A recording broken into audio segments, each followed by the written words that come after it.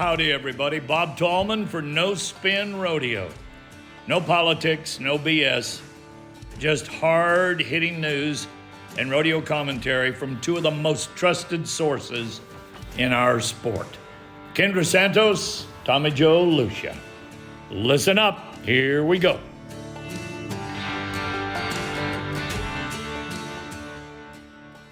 Well. Hello, everybody.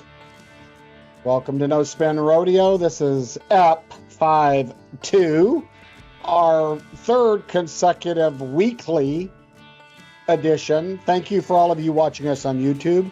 Thank you for those of you watching us on Facebook Live. And thank you for those of you who are listening to us the next day in your car going to make a living. Good afternoon, Greg and Kendra. How are you guys today? I'm doing wonderful. So Kendra, you're in the TAC room. Got some NFR numbers. What's your 20? Because this is a different look for you. I'm in Dakota. You're where? I'm in Dakota. Oh, The steer opening capital. That's cool. It's very, very, very windy here today. But It's very windy in north central Texas. Is it windy in North Carolina, Greg? It is, and I found something negative about moving to North Carolina, the pollen. It is unbelievable. I was flying in from the yesterday afternoon, and it looked like the trees were on fire, but it was just the pollen being blown off the trees, and everything's yellow. My back porch is yellow. Cars are yellow. Including your sinus cavities are yellow. Yeah. This is where you got to be on the Sudafed and half asleep. See, I can't take if I take Benadryl, like it would be like me going through menopause. Like I get very, very angry on Benadryl, and it's the only thing that works when pollen. Have you guys seen that clip where the guy in South Texas? I'll have to send it to you. Where the guy's doing a report out in the middle of nowhere, and he's from downtown Dallas, and they sent him, out into the hills, and this bug flies in his mouth, and he just loses it on camera. Pollen, bugs, this is redneck. Anyway, sorry about that. Well, hello everybody, welcome. We better get into some real stuff here.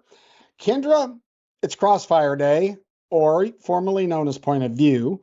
Now remember, we're going to try to do this in 30 minutes, which means we may be done in an hour. Kendra, give us the headline and get us kicked off today so we can get rolling. okay, so today we're calling this one When the Going Gets Tough. And we have a few examples to illustrate it that have all just happened. And so the first one. The kid, a lot of people were watching it on Cowboy Channel. Tyler Kipps, a kid, I think he's originally from Colorado. He lives in Stephenville now. Bull rider, 22 years old. Monday night, March 24th, he got hit kind of what we thought, with a horn in the chest. And it was really bad. It right at the scene, I think both of us heard people who were right there at Austin, that it was really, really scary, and that there were actually kind of some, borderline miracles performed right there on the medical side. And how many people since have told me, if you're going to get hurt, that, there's some really fine care there. So anyway, the diagnosis ended up being, there were so many rumors. He needed a heart transplant and all these sorts of, that was an actual rumor. He actually ruptured the tricuspid valve on the right side of his heart. And so they took him into surgery Friday, there in Austin. And they were able, Dr. Kessler, he told Tyler's mom and girlfriend that, and Michelle, his mom, has been in touch, as has his girlfriend, Blaze, that they repaired, they were hoping they wouldn't have to replace it. They repaired the valve once, and then they didn't feel like it was perfect. So they went back in and did it again to where they really felt like they did a perfect job. And so to fast forward to today, which is 4 days later, Tuesday, April 1st, and Dr. Kessler released Tyler to go home, a week after. Yes. And so that there it is. Is that him today? There it is. That's him today. And it's like, that's answered prayers. And that is, I mean, in this case, when the going gets tough, I mean, this kid, imagine laying there not knowing your future, from Monday through until Friday. And then, there was a video where his first time getting up out of bed, and some of his bull riding buddies were there. It was pretty cool.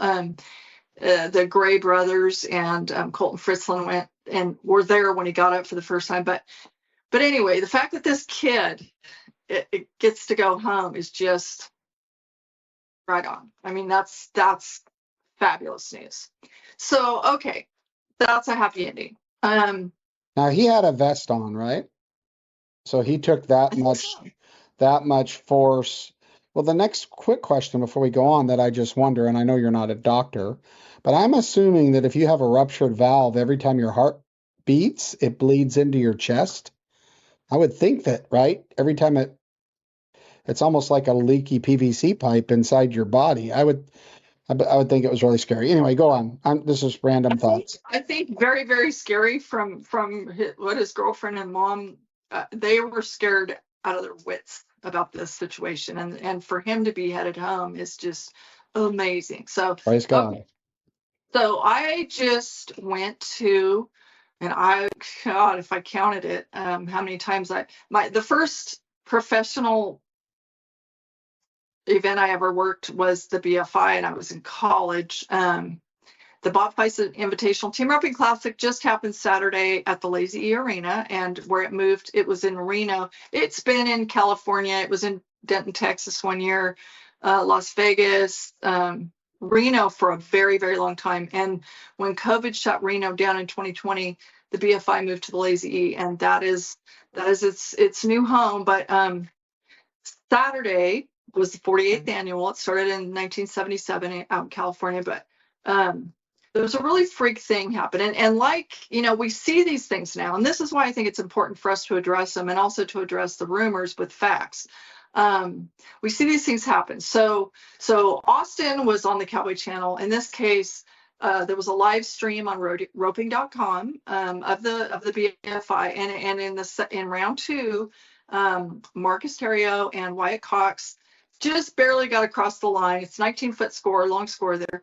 And the head horse that Marcus was riding, which belongs to Caleb Driggers, two-time world champ. His name's Chevy. He's a superstar from the rope horse fraternities, young, talented, 7 years old, just like a rising star on the horse front. He went down. It was just a freak deal. Like, it happened so fast. He lost his hind end. They immediately cut the live stream, but and it couldn't have been handled any better right there in real time. Marcus, I sit there with tears in my eyes, these things, because I'm sitting there and I'm like looking up above this horrible situation where here's Marcus. He dives on this horse to help keep him down so he won't, just because they don't know what the injuries are. And then here comes just an absolute army of cowboys out there to help. And, I'm looking up meanwhile at Marcus's banner, the timed event champions. The banners hang across the rafters of the Lazy E, just like now they're starting to do with the NFR icons at the Thomas and Mack. And Marcus won that thing in 2020. So I've seen the greatest moment of this kid's career right there in that arena, and then I'm sitting here watching him just running on adrenaline and compassion, basically, to help this horse. And everybody handled it just, and I mean, talk about the camaraderie of the Cowboys. Couldn't have been better. Well, anyway, so they took Chevy to Oak Ridge Equine Hospital, which is just kind of down the road from the Lazy E. And for so many people the rumors, of course, started immediately because it looked, really scary. And I can say that as of today, and it's April 1st, and this is not April Fool's jokes or anything, that I'm in, steady touch with Kaleb Driggers, who owns this horse, and Chevy is alive, and so the rumors that he's gone are not true, and the rumors that he broke his back, that X-rays did not show that, unless something comes up later that wasn't shown. But there are also rumors that, oh, he's up, and I've seen a picture of him being up, but oh, he's fine, he's ready to run one. Those aren't true either. So this is a really tough thing, and we don't know the outcome yet. And so if people could be patient, I'm posting daily updates, from Driggers himself. And today he did transport the horse to his vet, which is Outlaw Equine Josh Harvey in Decatur, Texas. And that's where Chevy is now, but his future's uncertain. And it was just one of those freak deals. But anyway, it was very hard, seeing Kaleb right out the back when the young star of his herd, just went down, and seeing Marcus out there in that arena. So the thing about it is that was a pretty miserable, very, very difficult day for those guys. So, but by nightfall, that Kaleb and Junior Nogata won their second straight BFI, and Marcus and Wyatt Cox, who had jumped a charter to Austin, won the branding irons at Austin that night, from one of the worst days that they're going to have or have had. That was Cool. it was just, I mean, it's still far from over, but it was a pretty wild, happy ending. So, Well, got a couple questions for you. Did they know is there any report on what physically happened to the horse, or are they still looking into that? They still don't. I mean, as of today, Driggers is like, I'm like, surely there's been they've done all these tests and everything, and the vets just kept telling him, he's on around the clock observation. But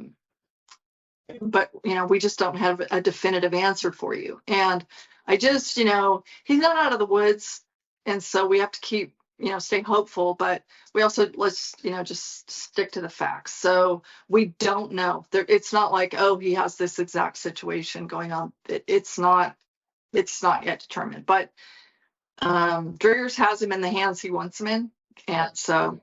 Well, one more question. For the fans on here that may not know the acronym BFI, and can you give us a little history, like who competes, what's the competition? The BFI is the Bob Feist Invitational. So I think this would probably be appropriate if people don't know. If you could give us a little background, since you were there when you were a teenager. Yeah. Did they have rubber wheel? Yeah, but anyway, so tell me about, let's just quickly, what's the BFI? Who competes? So yes, the BFI is this year there were 108 teams, which is, pretty, they vary a little bit each year, but it's the elite. It's roping's elite, and what every cowboy will tell you that sets it apart from every other roping. It's very tradition rich, very prestigious. It was the first of its kind of an open, people told Bob Feist he was crazy when he started this all the way back, in 1977, but it's a 6-header, which is unusual. It's team a long roping. score. Team it's roping. A long score. It's a team roping.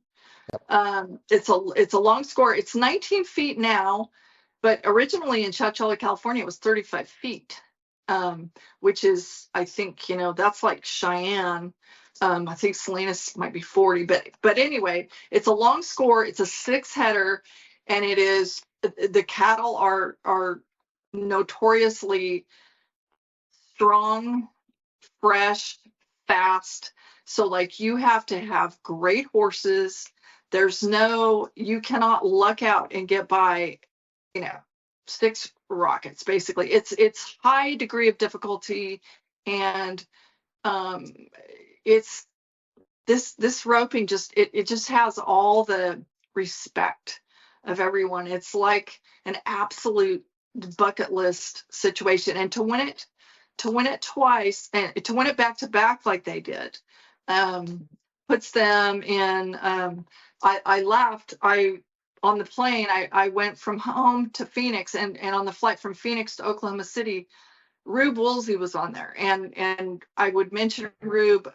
The first to go back to back winning the BFI was Corey Kuntz, won it with Rube Woolsey in '95 and Matt Tyler in '96. And Rube waited for me. He got off the plane first, and he waited for me, and he looks at me and he goes, "It is so good to see you. I've seen your boobs," and I'm like, "It's true."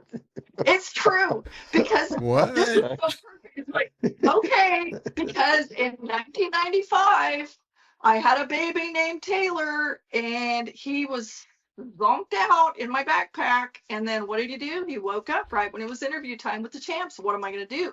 I look at Rube and Corey. Corey is like, no problem. He already had kids. And I'm like, okay, Rube. Rube's not even married at the time. We can do this the easy way, or we can do this the hard way. If you want to hold this little baby while he's hungry. And they're like, no, do what you got to do. And I think I probably scarred Rube for life, but, and I said, you do know that baby's 30. And he goes, I know exactly. Yeah, because I'll never forget winning the BFI was like, a huge highlight of his rowing. But anyway, so then, okay, also back to back, since Kaleb and Junior just did it, they joined Charles Pogue and Britt Buckus and Speed Williams and Rich Skelton. And so it's just, to win the BFI is a feat, because it is just, I'm trying to compare it to something. It's not like where you can go chuck and duck and maybe be 3-8 and win a one header. It is like, you do not cut corners and win the BFI. Has anybody won it 3 times? Yes. Okay. And you're gonna make me remember that. Corey Kuntz won it again in 2021 with Baniago Squeeza. Clay Ryan has won it 3 times. Speed and Rich won it a 3rd time, because they won it in '98 and then won it in 2000, 2001. So Driggers, they gotta win a couple more to set the all-time record. That's what I'm getting at. Yes, but I mean, for such a downer of a day, yeah, to end like that is, and Driggers has been having trouble with he's been really, by the way, he borrowed a horse. He lends his buddy a horse. He borrowed a horse from Brenton Hall, the NFR header. Brenton's wife, Shayla, her sister, Brooke, is who Driggers borrowed the horse from that he rode at the BFI. So there's camaraderie all over the place, right? Girls, guys, ropers. Anyway, pretty cool. Yeah. Clearing up the facts. The horse is not dead. The horse is not well yet. We don't know. Is under. We don't we know don't the know. future. Yeah, we don't know the future. And the bright side of it, both those guys in a really bad, hard time come out on top. Cool stuff. For sure. Okay, so let's go on to illustration number 3 about, when the going gets tough. So back to Austin, because so many people saw this. The last ride of the semifinals in the bareback riding on Friday night was Rocker Steiner on Butler and Son Rodeo's 892 Ice Cat. And so, the rodeo world watched it happen. And I don't know at what point they cut away, but virtually everyone has seen it. So to address the rumors, there was a very 2 widespread rumors. One was that Rocker turned down the reride because he was so shaken up that he simply could not go on. And that's untrue. Well, let's so for those of you that might not be aware, the horse jumps out 2 or 3 licks, is bucking, kicking over his head, and then just collapses as if he passed out or just immediately collapsed. And Rocker had to get his leg out. They come out there to get him off, and they ended up transporting the horse out of the arena, in case you didn't see it. So that's what we're talking about. Okay. So the reason on Rocker's end of it that he didn't take the re-ride is because the re-ride horse was the first turnout, and Cole Franks had already turned out this horse, and so Rocker just decided not to, risk injury or whatever you want to say to get on that particular horse. Okay. Okay. Makes And sense. so, okay, and so then the rumor about the horse. So the truth about the horse is that she broke her back. And like what happened with Chevy at the BFI, I mean, this could have happened at a racetrack. This could have happened, bucking and playing out in the pasture, whatever. Ice Cap, she broke her back and was immediately taken outside. They immediately determined what had happened, and she was, humanely euthanized so that she, so as not to suffer.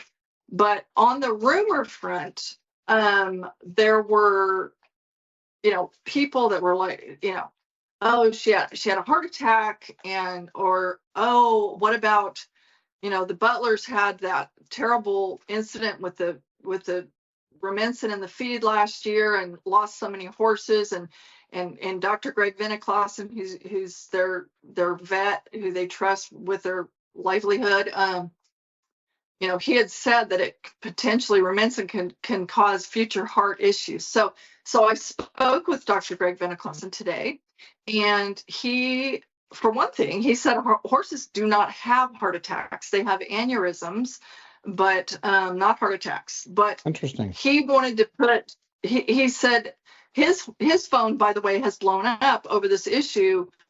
It was a heart attack, and it's because of the Rumensin and da da da da da. So he said, as far as the rumors of any Butler horses, having heart issues and now being dangerous, he said that's 100% fiction, false, not true. That they ran tests on every single horse that survived their catastrophic Rumensin episode last year, and tests showed conclusively that 100% of the horses that ate Rumensin died, but there was not a single trace, not a drop of Rumensin in the horses that lived. Wow. So if you got any of it, you died, and if you got none of it, you're 100% fine, and you have no. This is not a case where it could haunt you later with your heart. So, and I will say, Greg, Dr. Vinniclausen, he's awesome, but he said, that mare, she was here last year because she ran into a fence or something, and she cut her leg. So she went to his clinic there in Canyon, Texas, and hung out. And he said all the girls, fell in love with her. She was sweeter than shit. She was just a doll, and everybody around here just dearly loved her. And he said such a loss, and she's young. He thinks maybe only like 10 years old, but again, it's just things happen, walking across the street or whatever. Things happen in life, and it's a sad loss for the Butler family and for the Cowboys. So absolutely very talented mare. Okay, well, the last one I was going to mention on this, when the going gets tough, is like, this is so badass to me. Walt Woodard, who's going to be 70 years old in November, just finished 5th at the BFI, which is the equivalent of the Masters, right? Like, this is, big dogs only, exclusive, elite, world class, whatever. He's going to be 70. And with Manny Aguasquiza, who won the BFI in 2021 with Corey Kuntz, ended up 5th. And like, a couple of stats worth mentioning about Walt Woodard. He won his first world championship in 1981. And then 26 years later, he won his second world championship in 2007. And that's nuts. But anyway, the youngest BFI champion of all time is Travis Woodard in 2003. He won it with Mikey Fletcher. And the oldest BFI champion of all time is Walt Woodard, when he won it in 2008 at 52 years old with Clay Tryon. And so for him to show up, people literally like Nikki Northcott, Ketch Kelton, Tyler Tryon, Denton Dunning, they could literally be his grandchildren, based on their age. And, they're all climbing to knock the big dogs off the porch. And this 70-year-old man, fifth, I shot him a text the morning after, and I'm like, thanks for making me feel 5 again. Because, he's from California forever. And I'm like, how did that? I mean, that's extraordinary. And like so many people have said, you don't really understand what a feat that is until you get to be 70. Yeah, well, I can't do a lot of things now, and I'm not near that. But could you do me a favor? Any chance you could text your boy Walt and ask him what his supplements are? Like, I'm interested in what he's taking, if you don't mind, because it might be good for me to get on it right now. So I think, you know what? I think the power of positive thinking is his drug. Because I love the conversations that I've had with that man over the years. And I remember being like in the Cowboy parking lot at Omaha years ago. And it was when it was one of the playoff events, and he's talking to me, and it's like literally his, whether he made the NFR or not that year, came down to that steer. And he's talking so philosophically, and like I was just blown away that mind of a champion. These conversations. He's an absolute champion. Wow. Congratulations, Walt. Congratulations. He's cool. He's always been cool. And to still be cool and still be putting it on them boys, that's worth a shout out. That's worth a shout out. Pretty cool. Well, Greg and I were just at a really cool event, and I'm going to bring it up real quick and try to make up some ground because we know our friend Kendra. She steals it all. She steals all my time. We went to Road to the Horse. There's a couple things. So what Road to the Horse is essentially 4 horse trainers from different countries and various backgrounds gather there and are selected. And the Pitchfork Ranch brings a remuda of geldings that have only been doctored. They're green. They run them out in the arena. We produce it for them. We do the broadcast and I do the live production. And they pick a horse. And then 3.5 hours later, so they have 2 1 hour and 45-minute sessions on a round pin with these horses, with the crowd watching. Now, this crowd sits there for 8 hours watching this. This is how interesting it is. Every day, 4 pins going. 3.5 hours later, they ride out of the round pin and they go through this 9 or rail work like you would see at a regular show with stopping and turning. And then this amazing obstacle course, which has got stuff that most people can't even understand. And I could talk on and on about it, but it's a very cool event. Check it out on YouTube. It's on there. It's worth watching, especially if you're interested in horse training. But the reason I'm saying it is we saw a no spinner there, and it happened to be one of the contestants' wives. So one of my really good friends, Phil Hagen, was a contestant. Now, Phil picked the rankest horse he could have out of the 15 horses, consequently not placing where he wanted. But his wife, Bridget, is a no spinner, listens to us. She said, shout out. She likes that we win every week. I wish she would have said go back to every other week, but she likes it every week. So congratulations, Phil. It's interesting in that picture there. Tick Maynard, the guy in the cowboy hat and the pink shirt, he doesn't wear a cowboy hat. He's an English jumper trainer. So that's the only picture you're going to see with him, a cowboy hat. He's got the helmet on, his jumping helmet on, and different kinds of pants. And so the 2 in the middle, Vicky and Tick, they were English jumping horse trainers, whole different way. And then the other 2 was Phil. Phil, go back to the other picture, Greg. Phil's on the left.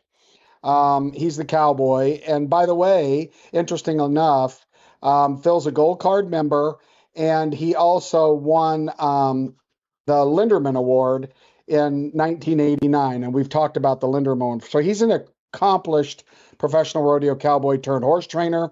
And the other interesting guy, the guy on the far right, which you would love him, This guy would be such a good interview for you, Kendra.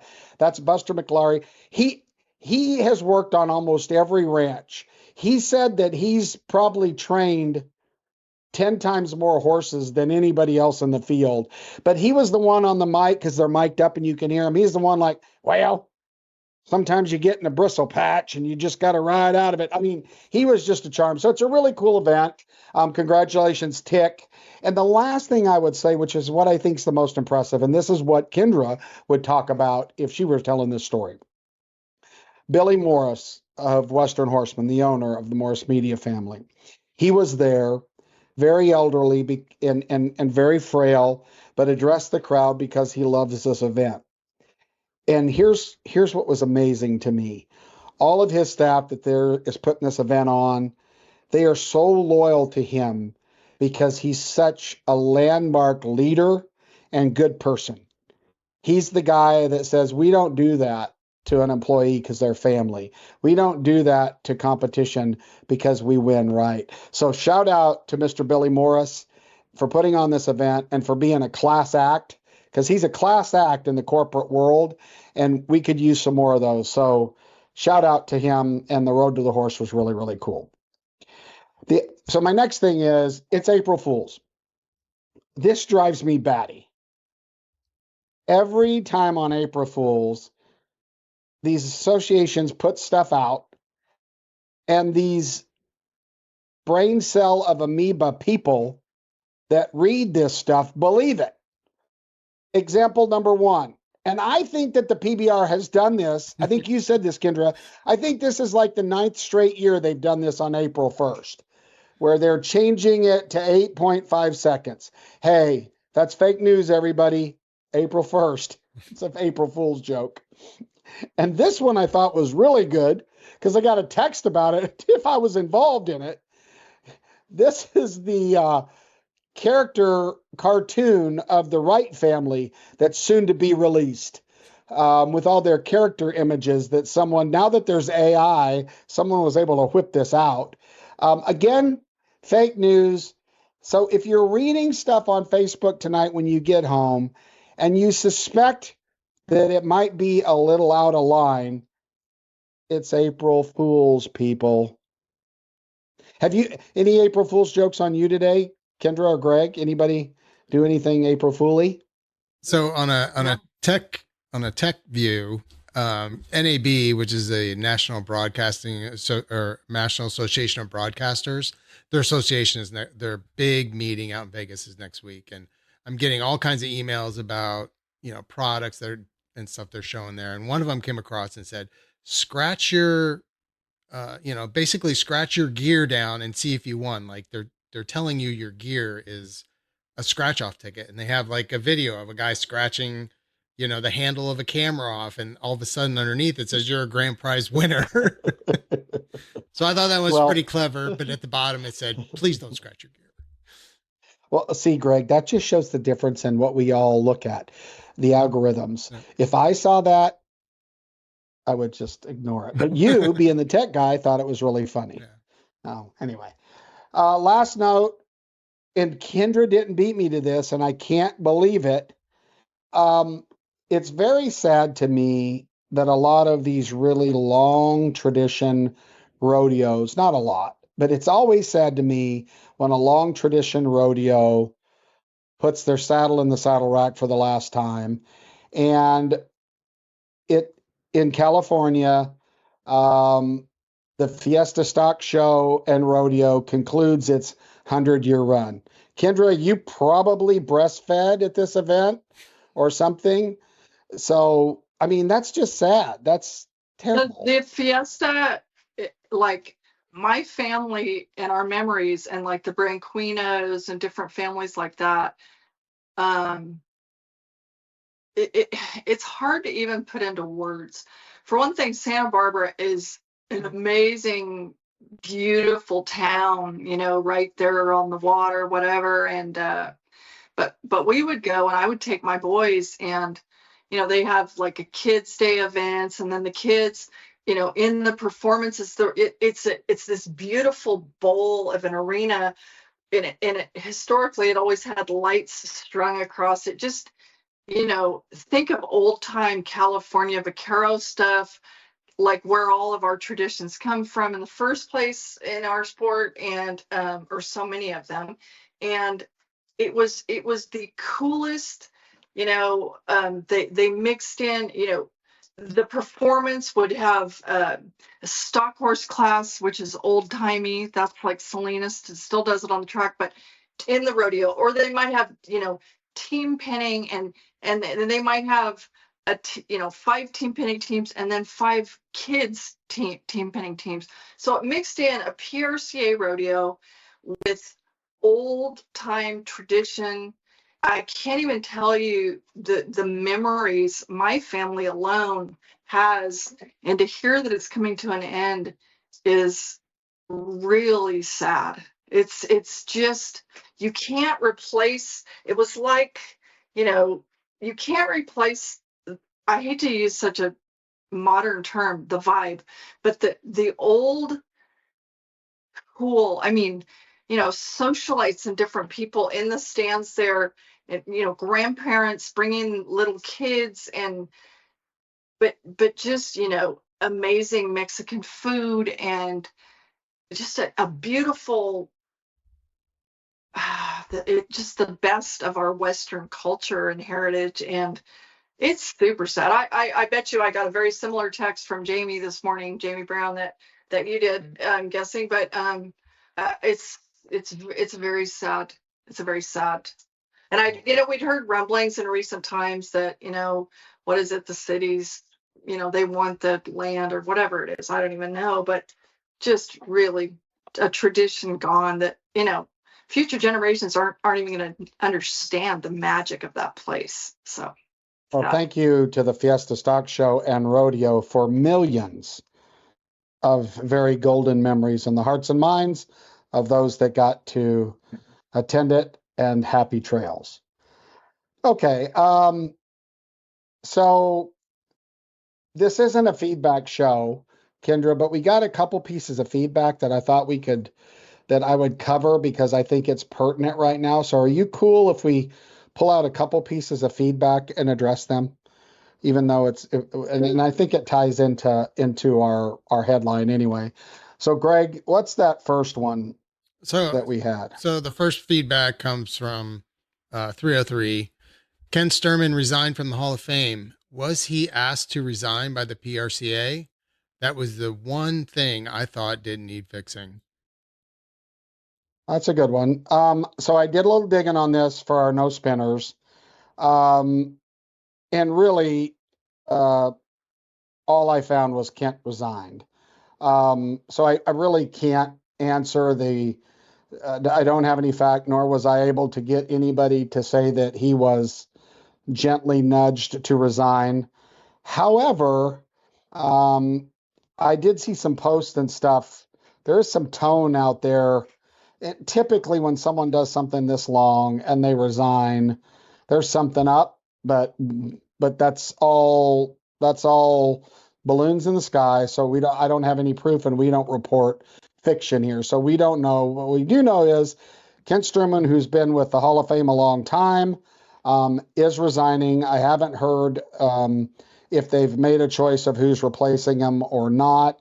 The Hall of Fame is iconic, and it may be that it was time to shake things up, and it may have been Sturman that thought that, or someone else. But it is true he's resigning, and we'll see what holds next in the Hall of Fame. But the Hall of Fame is a precious thing, and so hopefully it goes into good hands, because he's done a good job, been very active. I don't even know. Do you have any idea how long he's been there, Kendra?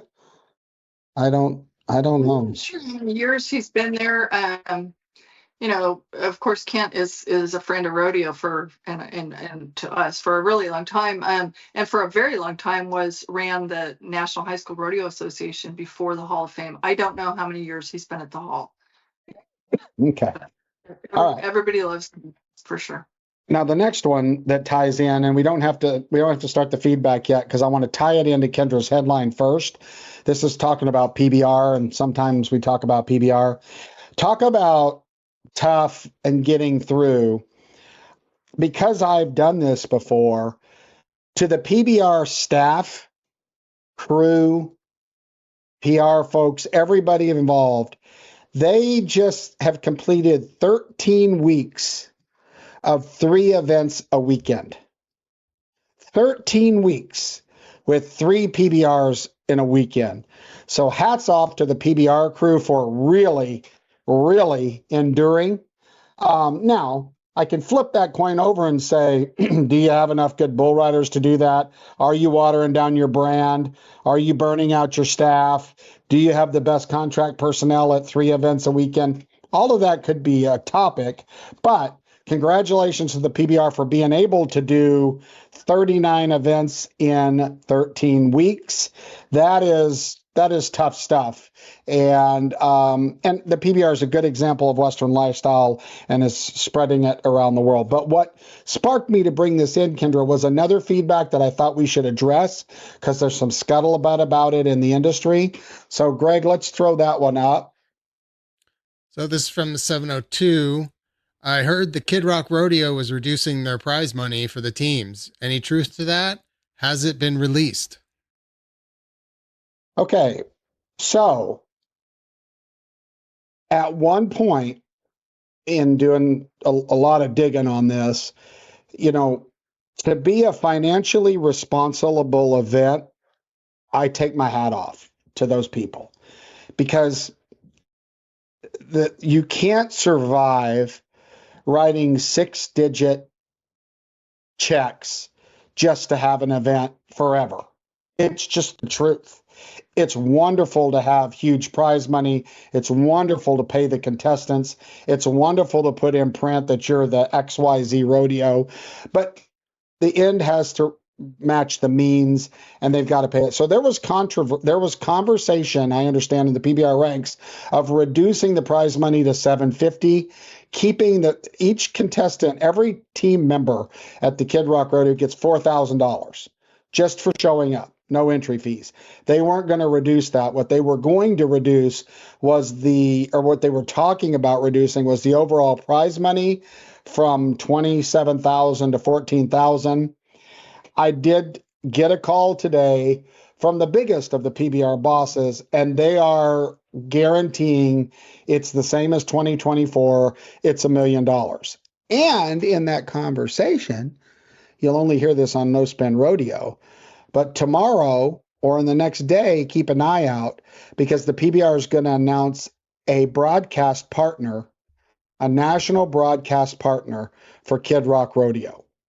And remember, the PBR has been through this whole, remember, they left Dr. Phil. Now they're on streaming platforms, but they are announcing a broadcast partner for Kid Rock Rodeo. So keep your eye out on that. That's coming around the corner. You heard it first here. So they're keeping it at $1 million. So if you've heard that or if someone's told you that, that's not the truth. It'll be the same prize money as it was last year. So there you have it. So that's kind of all I had on my list of stuff to cover. Any comments, any scuttlebutt? Otherwise, I want to challenge the no spinners that are watching on YouTube. Anything? Well, let's do that and then we'll wrap it up. Okay. For those of you that have took the time to watch us on YouTube or Facebook Live, because Kendra is the certified journalist in the family, I thought this promotion would be fun. We're going to put a picture up. We're going to leave it up there for a little bit. And what we want you to do is send us in feedback. Greg, how do you send us feedback? You send it back. You send it back to us via texting. I had to get the number. As he tries to find the number. So you text us at 817-668-2395, or you can email us at nospinfeedback@gmail.com. So I'm going to put a picture up that we want you to caption. And I'm going to caption it because I haven't seen it, but I'll give you an example of what we're looking for. And then we'll give you some sort of prize. It'll probably be like a Rumford prize, right? And if anybody's ever gotten a prize from Rump Chat or Rumford, in some cases, it's not what you thought it was going to be. So Here we go, everybody. Take a look at the screen. This is the picture that we want you to caption.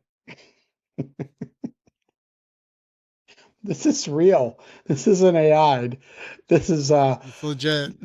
this is a legit group of small people harnessed to an airplane and pulling it. So I'm going to caption this with how Tommy Joe feels in some conversations with Kendra. That's it. I can't see it. You guys are both frozen on my screen right now, and I can't see the picture. Oh no. I'm gonna caption it with eye roll emoji from Kendra. That's probably pretty appropriate. It's probably pretty. If you saw it, you would eye roll anyway, live. So we're sorry that you can't see it. But hey, no spinners, send us some feedback. We'll get you a prize of some sort. I promise. But engage with us, caption that. We'll talk about it on the next episode of No Spin. So thank you guys for attending. Let's do a quick round the circle, Kendra. Overall, kind of final thoughts of today's show. Anything exciting coming your way? We'll start with you, Greg. You're the most boring of all of us. Yeah, I know. But I thought this was the whole process of how a lot of these people have to deal with, the struggle of the sport, and it's so unpredictable. You don't know what's going to happen when you go out on a horse. You don't know what happens, every day. So being able to suck it up and do it over and over. And I thought it was just amazing some of the stories that we went over today.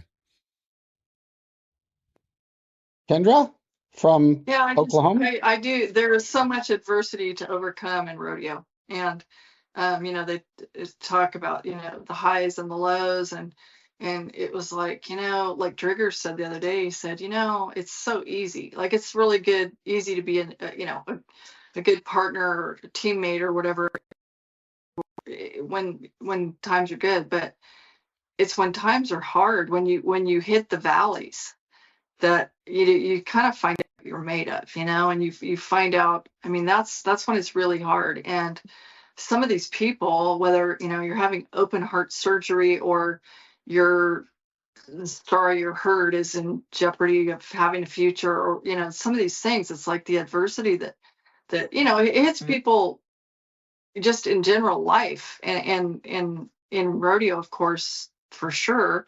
I talked to my son Taylor today, and Tandy Freeman drained 70 cc's of fluid off of his knee today. It's like oh my goodness. And he's wondering if he can get back. He's been out for a year and wondering, gee, by May 10th, can I get back? It's like this the hurdles that you have to get past, the love of the game saying, if you don't love it, it's too hard. So. Amen. I agree. This makes me think of the headlines. XYZ basketball player is out for NBA basketball player who gets paid $3 million a day is out for an undisclosed amount of time because of a bruised, left butt cheek. Right now, I know I'm probably going to get a lot of feedback that says, well, do you have any idea that the butt cheek connected to the so-and-so muscle, and when you jump, that would be very painful? That's not the point I'm trying to make. It's not about the butt cheek. Maybe it's a toenail, right? But whatever. But we have the toughest athletes. I think that rodeo athletes are most like hockey players. And I've been around a lot of these athletes going in and out of these buildings with shows. And I can tell you that those hockey players got a lot of rodeo likeness to them. They walk right out with their tooth in their hand because the next morning they're going to have that tooth put back in their head because it was knocked out last year. And we got the same thing for rodeo. So hats off. We are a part of a cool group of people. And that's why, by the way, if you're out there messing around in the media and stuff, we're authentic. We don't put up with any fake news, BS, spinning it. That's why that those people that try to get into our culture, if they don't honor our culture, it's hard to get in. And that's the thing. It's because everybody's tough. And if you're not tough, you don't last here and you'll find a new job. So that's my final thought. Until we meet again, everybody, thank you for being a part of this episode of No Spin Rodeo. I think we went under an hour, even though it was supposed to be 30 minutes, but still, we are accomplishing some stuff. God bless all of you. We'll see you next Tuesday night, 6:30 Central Time, for the next episode of No Spin Rodeo. God bless you. Be safe. Happy trails.